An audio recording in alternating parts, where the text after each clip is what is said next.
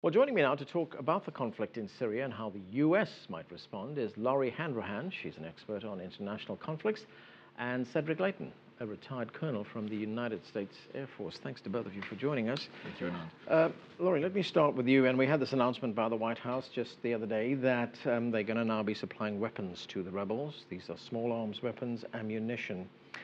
And some are contending that this is too little, too late. Yeah, it's absolutely way too late. I mean, the last summer we were already talking about the window of opportunity that was closing fast. I mean, I think that closed a long time ago. I think the administration, I mean, they've already been sending arms indirectly since last summer, but what we've consistently seen is the administration coming forward saying, we might do something on Syria, and then there's a lot of media and people get excited, and then they don't do anything. So I'm skeptical that they will actually do something now. We needed a no-fly zone a long time ago. Right, Cedric, would you support that, a no-fly zone? I would actually, and the reason for it is primarily a humanitarian reason, but there's also a reason of geopolitics, and the geopolitical reason is, quite frankly, as Lori was stating, you have the Iranian equation as part of the equation, the Iranian factor, you have the Hezbollah factor, and you have that connection between all of those players and the Assad regime, and it becomes very important to stop the slaughter and to stop all of the things that are going on in terms of keeping Assad in power at this particular point in time, and that's why I would support a no-fly zone at this juncture. All right, Lori, at this point, you know, when we've just had the UN tell us that 93,000 people have been killed in this conflict, isn't this the time for more robust diplomacy rather than one of the superpowers in the world saying, we're going to pour in more weapons? No, absolutely not. I mean, you don't have diplomacy with a mass murderer. I mean, that's a doctrine that we don't support, that Obama had come out with his own policy last year, that the cornerstone of U.S. foreign policy would be to prevent mass atrocities, and he seems to have reneged on his own foreign policy. You know, that's the number that the UN is coming out with now. They were still finding mass graves in Kosovo 10 years later. I'd say it's doubled or tripled that. It is now being called the largest humanitarian crisis since the end of World War II. That's President Obama's legacy for doing nothing, right? The Srebrenica lessons we were supposed to learn. You do not negotiate with a mass murderer, and that's what Assad is. I mean, they're estimating that it's 115 airstrikes on a civilian population every month. 115 airstrikes on a civilian population every month, right? Half of the refugees are children.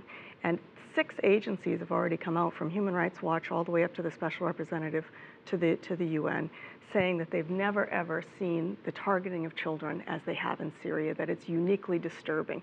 There have been so many reasons to intervene, and the White House, the lights are on and nobody's home at the White House as far as I can tell. All right, Cedric, you mentioned the geopolitical realities in Syria right now. One of those realities is that Russia is not on board as far as the United States is concerned, and Russia has already said that any kind of no-fly zone that's going to be imposed on Syria is going to be a violation of international law. Well, that's an interesting interpretation, Anand, of international law, because the other factor that you have to consider when it comes to international law is the humanitarian factor. And quite frankly, it's illegal under international law to be killing children, to be killing women, to be killing innocent civilians. And that's the real problem that you have at this particular point in time. A lot could have been done earlier, as Lori has mentioned. A lot was not done. And we find ourselves now playing, in essence, catch up with a very small window of opportunity, if there even is such a window at this juncture. I'm wondering, Lori, if the United States is playing catch-up right now. I mean, this announcement by the White House, the president was obviously under a lot of political pressure domestically to do something about this. I mean, we heard from John McCain, we heard from Bill Clinton at one point as well. And I'm just wondering, was this a token gesture by the White House? I mean, small arms, ammunition. I'm wondering whatever happened to the Powell Doctrine. Remember Colin Powell, the Powell Doctrine? Decisive and overwhelming force. When you go in to win. And that protects American lives, and that protects the civilians on the ground, which is what this should be all about.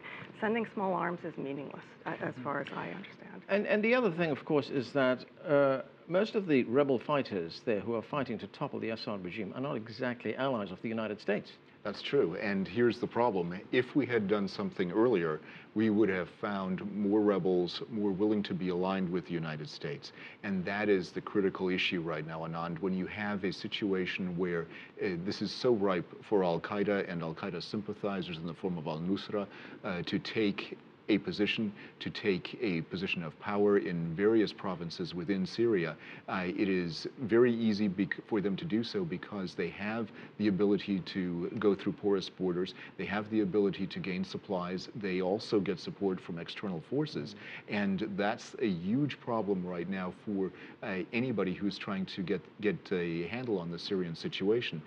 But what can happen at this particular juncture is a stop in the flow of arms. It is probably too late to have a meaningful deployment of troops with boots on the ground at this juncture, but it is one of those areas where you can definitely do something with a meaningful no-fly zone.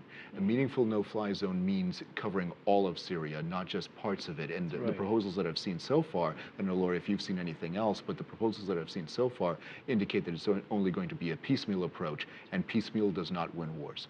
And I would just add, from a humanitarian perspective, we can't get in and serve the people without a no-fly zone. This is a perfect example of civil-military relations working well together. Exactly. Okay, you get the last word. We're going to have to leave it there. Time's caught up with us. Thanks to both of you for joining us. A pleasure. Thank you.